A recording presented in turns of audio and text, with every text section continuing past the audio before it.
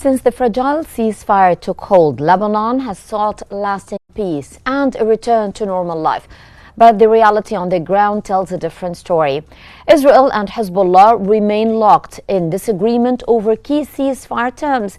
Israel continues near daily airstrikes, claiming that they are aimed at preventing Hezbollah from rebuilding its capabilities, and still occupies 5 strategic positions along the southern border. Meanwhile, Hezbollah faces mounting pressure both from within Lebanon and from Washington to disarm U.S. envoy Thomas Barak's latest proposal, delivered on June 19th, outlines a clear offer. Now, Hezbollah must fully disarm within 4 months. In return, Israel would withdraw from southern Lebanon and halt its airstrikes. Today, Lebanese officials handed Barak a detailed 7-page response, while Barak described the reply as unbelievably satisfying.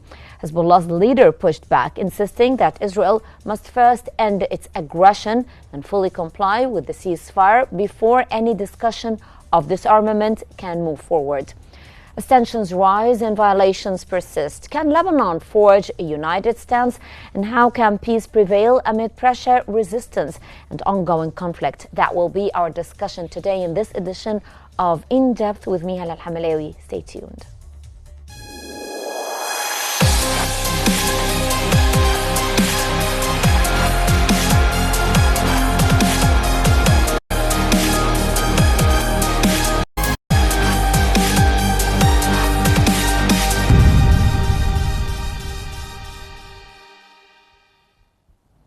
U.S. envoy Thomas Barak recently stated that he was deeply satisfied with the Lebanese government's response to the American proposal on how to disarm Hezbollah. According to Al-Sharq Al-Awsat, Barak received a 7-page response from President Joseph Aoun's government during his visit to Beirut. Barak also stressed that Lebanon is under no obligation to meet any imposed deadlines regarding Hezbollah's disarmament. The U.S., he said, is offering support, not imposing solutions, and it is now up to the Lebanese people to seize this moment. The envoy also underscored the need for compromises from all parties, emphasizing that progress would require mutual concessions and an end to hostilities. Barak's proposal calls for Hezbollah to fully disarm within 4 months, return for the withdrawal of Israeli troops from several posts in southern Lebanon, and a halt to Israeli airstrikes.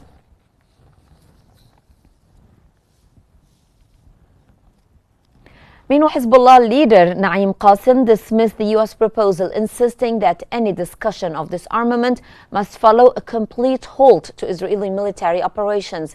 As reported by the Times of Israel, Qassem declared that the group would neither surrender nor lay down its weapons under pressure, even as Lebanon's government pushes for its disarmament.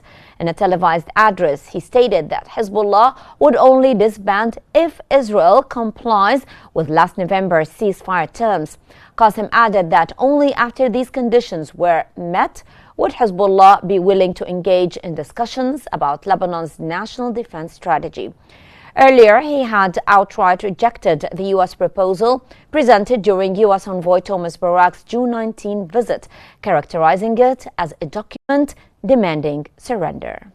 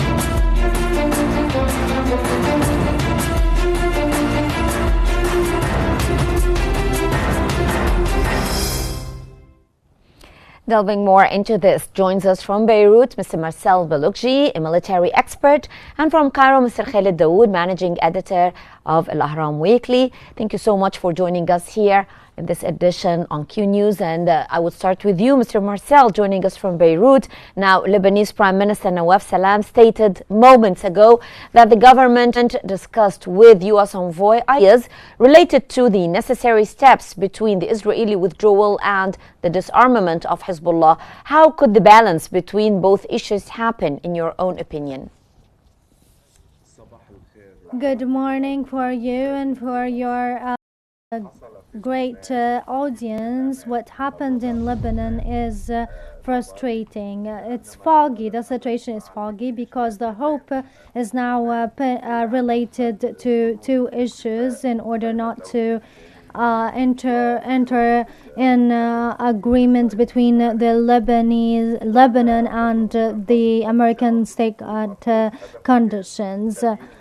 Although the envoy's aim is to change the situation and force the U.S. to achieve the agreement, therefore, however, Hezbollah's with the current conditions are not serious to disarm. And in regards to the other issue, is Hezbollah insists on Israel's withdrawal with the parallelism of their disarmament, which is declined by Israel.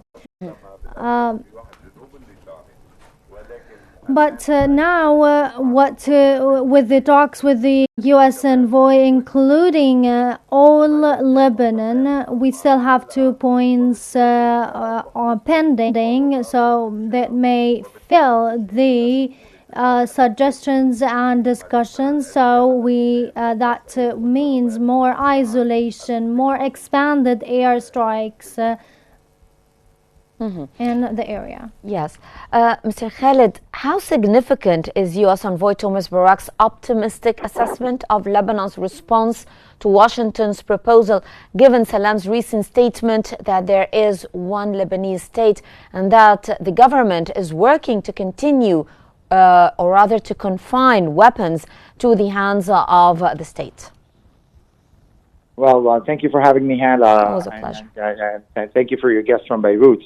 I mean, indeed, it's probably a more flexible approach that the U.S. envoy is using in dealing with the new Lebanese president and new Lebanese government, because, again, direct pressure and seeming to interfere in the affairs of the Lebanese government is definitely going to have some negative repercussions.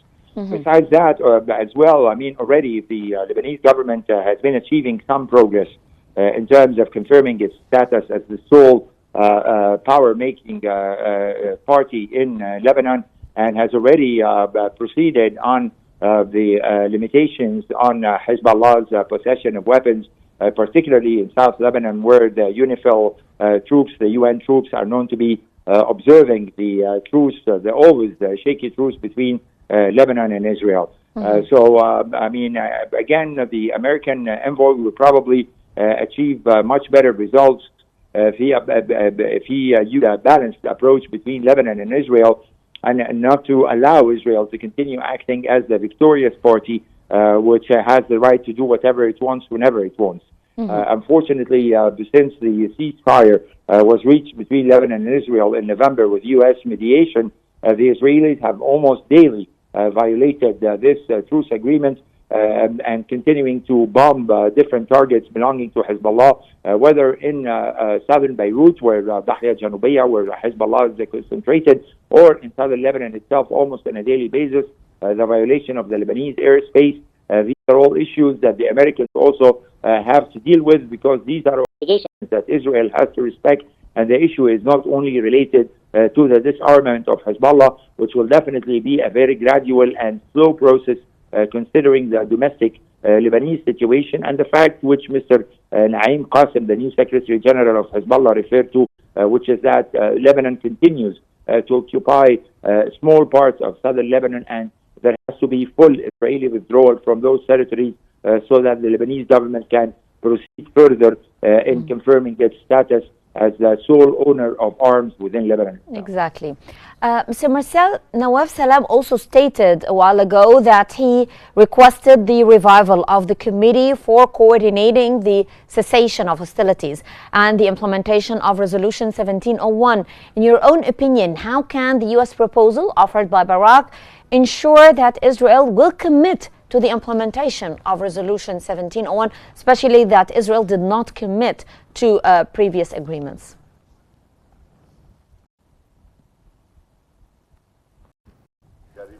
Your lady and the government is enable. First of all, we decided to execute this effort in a certain period, but it didn't execute it. So it didn't make its effort in the Palestinian cause. Now we have to move forward and not to go backward, put a withdrawal timeline by Lebanese army imposed on all militias, including Hezbollah, especially a withdrawal timeline, and gradually submitting or surrendering arms, not only to disarmament and calling for words. Lebanese people are paying the price. The international pressure on Lebanon, there is no other choices except after the whole change of the situation. So therefore Lebanon has to define or determine a withdrawal timeline imposed in 1 or 2 months. The receiving of the arms in regards to the U.S. envoy message, it's negative, and it gives Lebanon 10 or 15 days with a response with negativity from the American side, because there is no new things unless there is imposement on the Israeli side. But they have to put we have to put our interest is to execute our part in order to protect the agreement. But it looks like they are escalating the situation, because we didn't stand our grounds firmly, which is protecting Lebanese people. Mr. Khalid, given Hezbollah's dual political military role, could its disarmament occur without triggering governmental instability in Lebanon? Well, certainly, Hala. I mean, the situation in Lebanon is very complicated. You know that the sectarian issue in Lebanon in particular is a very sensitive issue. And the matter is not only related to arms and weapons and other issues like that. It also has to do with the structure of the Lebanese society. Yes. And that's why the Lebanese government has to trade very carefully when it comes to the issue of the disarmament of Hezbollah. We cannot ignore the fact that at the end of the day, during the Lebanese elections, Hezbollah manages to win at least 12 seats out of the 120 seats in the on the Lebanese parliament. And so they do have a popularity. They do have an entire sect, which is the Shiite sect that supports Hezbollah. And that's why, I mean, if the Lebanese... The sectarian issue constitutes a real problem in Lebanon. Definitely, and that's why the Lebanese government has to proceed very slowly on this matter, while considering as well the other points which myself and Mr. Marcel referred to, that the conditions do not apply to the Lebanese only, and that definitely the Lebanese government would be in a very strong position to ask for Hezbollah's disarmament if Israel withdraws its troops from Lebanon totally and stops daily violations of the Lebanese airspace and targeting the alleged figures who belong to Hezbollah and assassinating them. That also would help a lot with strengthening the Lebanese government. And let's not forget, to be honest, I mean, Al, again, that the American government under Mr. Trump has lots of plans for the so-called new Middle East region after all the developments that have been happening over the past 2 years. And the fact that Hezbollah suffered a very deadly blow after the assassination of its leader, Mr. Hassan Nasrallah, in September last year. And right now, the American president, Mr. Trump, is promoting the so-called expansion of peace agreements between Israel and its neighbors. And of course, according to the news reports, Syria and Lebanon are top of those parties that are, named as a chance to have new peace agreements with the Israeli side. But of course, again, this all has to do with the way Israel acts within Lebanon and within Syria after the fall of the former regime of Bashar Assad, because this has changed many realities: the attack against Iran, the fall of the regime, the weakening of Hezbollah. All this probably would make us capable of seeing some changes within the region, but also while considering the legitimate Lebanese and the legitimate Syrian demands in terms of Israeli withdrawal from their occupied territory. Of course. Mr. Marcel, what does the Lebanese government's 7-page response to the U.S. proposal reveal about its internal unity or divisions regarding Hezbollah disarmament? Such a report was described as very positive by the U.S. envoy.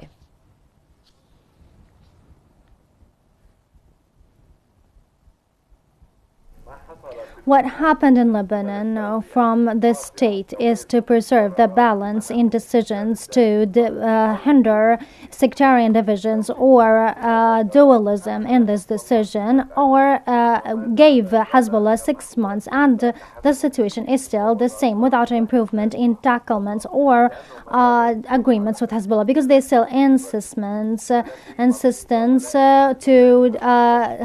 surrender their arms with parallelism, because they have 3 pillars in strategy. We have to have, and both the 3 of them are not there.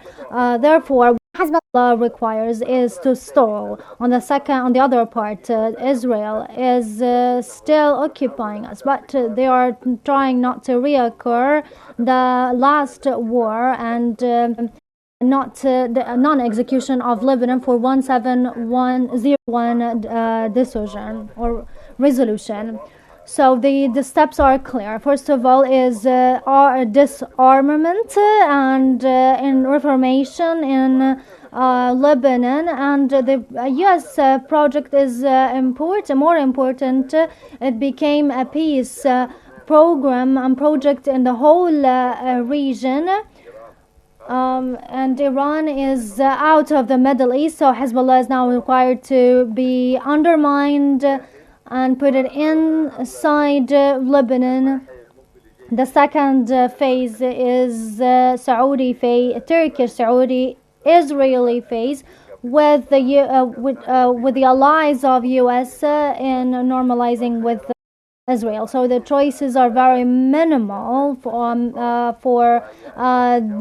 Lebanon. We have to exceed the normalization phase and surrender arms to necessary to the state and to agree on how to deal with Israel, unless we will have an internal issue with division, sectarianism. This is what the Lebanese governors try to overcome, but some Lebanese do not want war. Now they just want peace, not only with Israel, but truce without any war. War is unacceptable now by most of Lebanese, especially Hezbollah tries to win or gain some balances on internal level and to settle with many Lebanese parties that were broken and their domination. Mm-hmm. Yes. Mr. Khalid, how credible is the U.S. assurance of Israeli compliance with airstrike holds, considering ongoing ceasefire violations and previous ones, of course? Well, to be honest, I cannot think of the United States, and particularly this current Trump administration, of being an honest broker within any conflict involving Israel in the region, as we have seen. I mean, recently with Israeli ongoing war crimes against the Palestinians in Gaza. I mean, at the end of the day, there was a temporary ceasefire agreement which was proposed by Mr. Trump's envoy to the region, Steve Witkoff, that was approved in January. But when Israel violated it, just like 2 months later, the U.S. showed total understanding for the Israeli claims and allegations. And I think the same applies to Lebanon. I mean, again, since the war between Israel and Lebanon stopped in November, we've seen tremendous violations and a huge number of victims who were killed by the Israeli shelling and targeted assassinations. But nevertheless, we didn't any criticism on behalf of the U.S. administration to the Israeli attitude, and there is always, understanding justification, excuses, and finding justifications, exactly as you noted. But still, I mean, again, this is where the role of important Arab countries, influential regional Arab powers, can put pressure on the American administration. I'm talking namely about Egypt, about Saudi Arabia, about Qatar, about the United Arab Emirates. These Arab countries that maintain a close relationship with the United States historically and strategically, they also need to use their leverage in order to bring the U.S. administration to put equal pressure on Israel when it comes to respecting the ceasefire agreement with Lebanon. Or, of course, we are all waiting for the meeting today between Mr. Trump and Mr. Netanyahu, and the hope that maybe there would be some sort of a temporary ceasefire agreement, a third one this time, but that one that would lead to a permanent ceasefire. I mean, again, everything is interconnected in the region, Hala, and as long as the war... And the reality on the ground, of course, plays a crucial role. Of course. I mean, as long as the war in Gaza continues, the Israeli massacres against the Palestinians continue, this will lead to continued tension coming out from Lebanon, coming out from Syria, or from Yemen. So the starting point that I hope the United States would understand and Mr. Trump would appreciate at this point is that Gaza is the first step towards restoring calm in the region, whether we want to see more progress in Lebanon or in Syria or anywhere else. Exactly. Mr. Marcel, how might Israel respond to Hezbollah's demand for a full military withdrawal as a precondition for disarmament?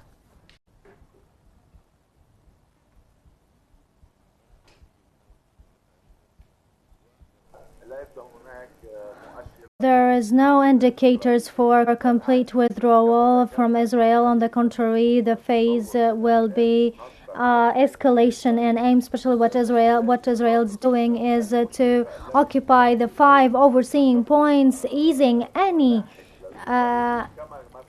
maritime advancement in addition to what they are doing in some villages. So to impose its conditions on Lebanese state, on Hezbollah, with parallelism within airstrikes and raids inside Lebanon and all Lebanese grounds as a pressure key, which is the ground. This military key and air operations will lead to assassinations and destruction, to some figures, to change the priorities of Lebanese policy. Israel will try to work on isolating and working on this pattern to change the internal policy. Therefore, Israel is considering considering the inability to work on Abraham and Barak report, because they considered this agreement is by Hezbollah, and they are not they don't want to change or any terms. So we are now waiting for more bloody operations, not as war, but to change or break the Lebanese priorities. But this agreement, as it seems, is unready, and the U.S. is part of this conflict because they pressure on Lebanon with holding financial support and aid, and the U.S. envoy is an embodiment of the U.S. pressure, which is the threat to the U.S. to Israel. So with the summit between Netanyahu and Trump, that will of course reflect negatively on Lebanon they will put a roadmap together on the upcoming phase, which is more controversial, more foggy for Lebanon, because Lebanon is amongst this conflict, which hinders the normalization with Saudi Arabia. All of these projects and its connection between in between, which is Iraq, Hamas, Iran, Syria, all with the awaiting of Iranian negotiations. Which was the same point of view also presented to us by Mr. Khalid Dawood. The reality on the ground plays the major role in all of these developments. I'd like to thank you so much. That was Mr. Marcel Baloukji, military expert. Thank you so much. And Mr. Khalid Dawood, managing editor of Al Ahram Weekly. Thank you so much for joining us here in this edition. And ladies and gentlemen, that concludes today's episode of In Depth. Thank you so much for joining us, and stay tuned for more updates here on Q News.